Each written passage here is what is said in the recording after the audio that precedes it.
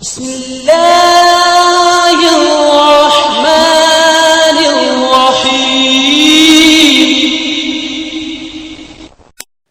السلام علیکم ناظرین، یہ ایک سچا عبرتناک واقعہ ہے، تو برائے مہربانی یہ واقعہ سننے سے پہلے میرا چینل لازمی سبسکرائب کر لیں۔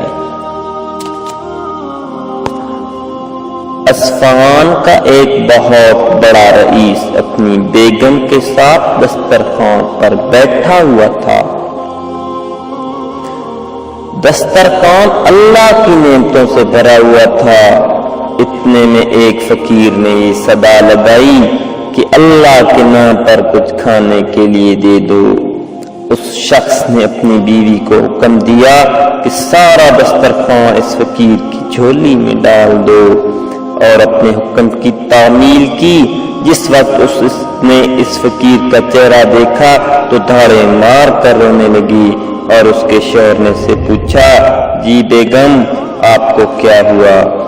اس نے بتلایا کہ جو شخص فقیر بن کر ہمارے گھر پر دستک دے رہا تھا وہ چند سال پہلے اس شہر کا سب سے بڑا مالدار اور ہماری اس کوٹھی کا مالک اور میرا سابق شوہر تھا۔ چند سال پہلے کی بات ہے کہ ہم دونوں دسترخوان پر ایسے ہی بیٹھ کر کھانا کھا رہے تھے جیسا کہ آج کھا رہے تھے۔ اتنے میں ایک فقیر نے صدا لگائی کہ میں 2 دن سے بھوکا ہوں، اللہ کے نام پر کھانا دے دو۔ یہ شخص دسترخوان سے اٹھا اور اس فقیر کی اس قدر پٹائی کی کہ اس کو لہولہان کر دیا۔ نہ جانے اس فقیر نے کیا بد دعا دی کہ اس کے حالات دگرگوں ہو گئے، کاروبار ٹھپ ہو گیا اور وہ شخص فقیر و کلاش ہو گیا۔ اس نے مجھے بھی طلاق دے دی۔ اس کے چند سال گزرنے کے بعد میں آپ کی زوجیت میں آ گئی۔ شوہر بیوی کی یہ بات سن کر کہنے لگا، بیگم کیا میں آپ کو اس سے بھی زیادہ تعجب خیز بات نہ بتاؤں؟ اس نے کہا، ضرور بتائیں۔ کہنے لگا، جس فقیر کی آپ کے سابق شوہر نے پٹائی کی تھی وہ کوئی اور نہیں تھا بلکہ وہ تو میں ہی تھا۔